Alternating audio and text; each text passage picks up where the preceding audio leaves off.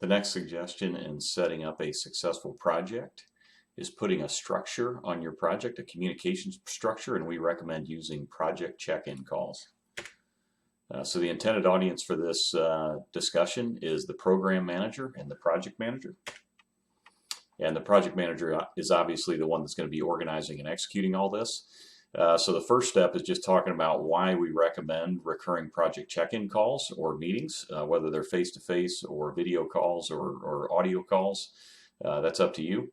And certainly there's more elaborate ways to manage projects than what we're talking about, but these are some core simple things that can be done that make a very large difference in the outcome of your projects and the success of your projects. So from basically, we recommend using recurring project check-in calls from kickoff, the initial kickoff, all the way through post-go live, and always have a next call booked.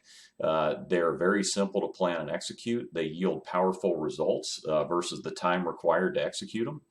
It keeps communications flowing. It holds yourself and other team members accountable, and keeps project work top of mind. So one of the biggest challenges that we have seen our customers face when running and executing or participating in projects is getting proper mind share on the project to just focus on it and get it done.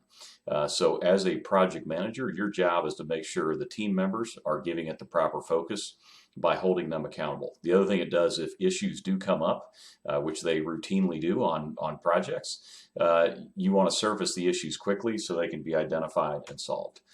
So running a successful call or meeting, there's a couple tips that we recommend that you adhere to. Number one is be prepared. Have a written agenda on every single call or meeting. That's your job as the project manager and the facilitator of the call.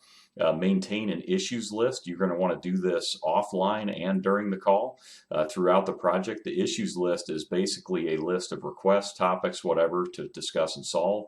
Maintain a task list, and we'll talk more about that in a second, which is your project plan. It's also called a work breakdown structure in professional project management terms.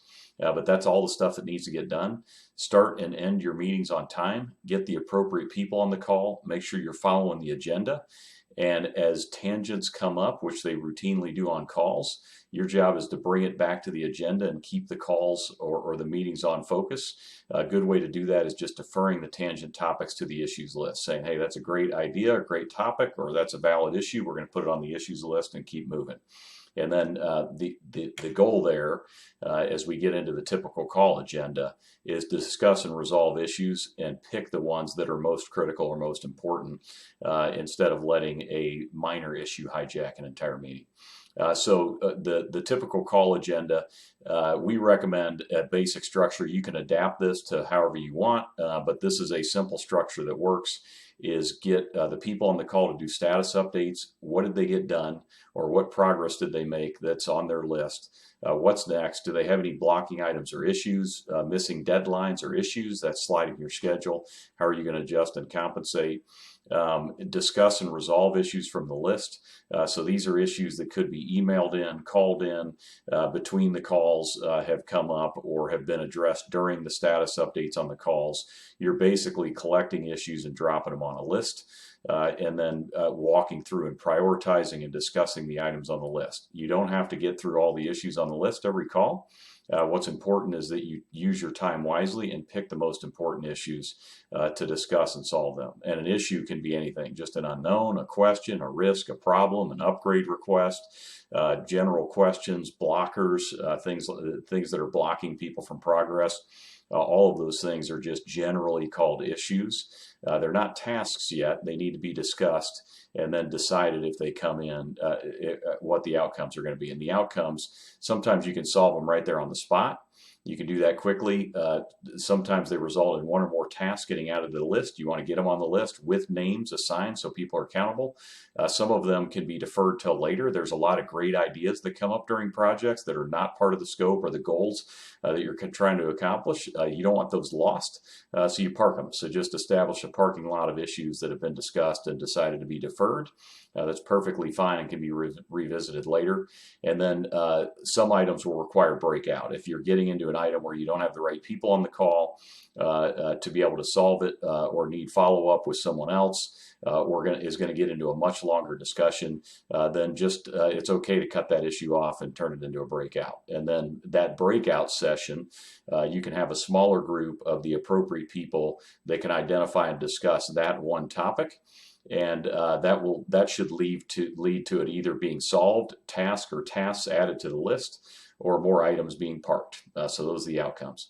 And then you want to confirm your actions for the next check-in. So this is going back to your plan and your task list and who's doing what next, and making sure that progress is continuing to be made, people are clear on what's next, and it matches up with your schedule.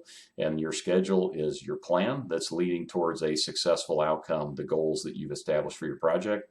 And then email a recap and the next items due to everyone to hold them accountable, and that's going to come back and roll right into your status update and agenda when people are doing status updates on your next call. So a couple tips. Book your first call or next call right away. If you're the project manager, you should have a next call on the books with the appropriate parties. And we recommend always having a next meeting on the book. If you don't have a meeting on the book, anxiety sets in for you or other people. Accountability is lost. That's generally when we see projects go off track. So my recommendation is 100% of the time, if you have a valid project, you should have a next check-in call booked, and everyone should have clear idea of what they need to get done before that next check-in call. You can vary the frequency and duration of the calls. So we see things like simple 5 or 10 or 15 minute stand-up calls that might come a couple times a week.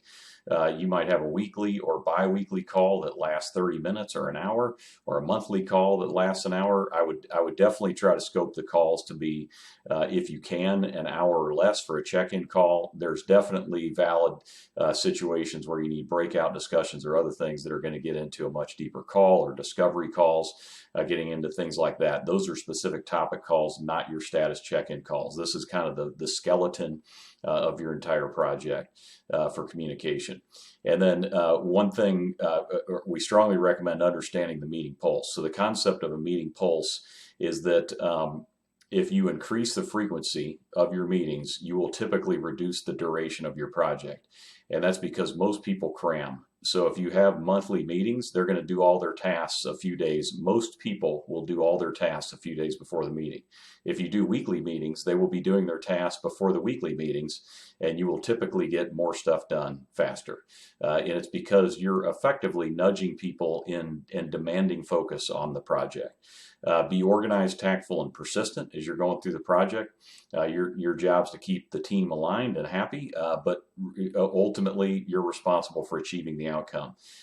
We strongly recommend establishing and measuring against milestones. So have some milestones or stopping points that are clearly defined, milestones that you can say, yes, we're done with that phase of the project. And you can actually look in the onboarding checklist. This is a typical project checklist, but each major section in here could be used, or a group of sections could be used as a milestone as you go through tasks within the project. So there's some logical stages in here for milestones as well, getting through the basic orientation pieces, the welcome, the critical path, and getting familiar with the platform and setting up your overall project. That's kind of an initial phase where you're going to have the entire platform ERP sync deployed, and you've got a basic foundation of your project set up.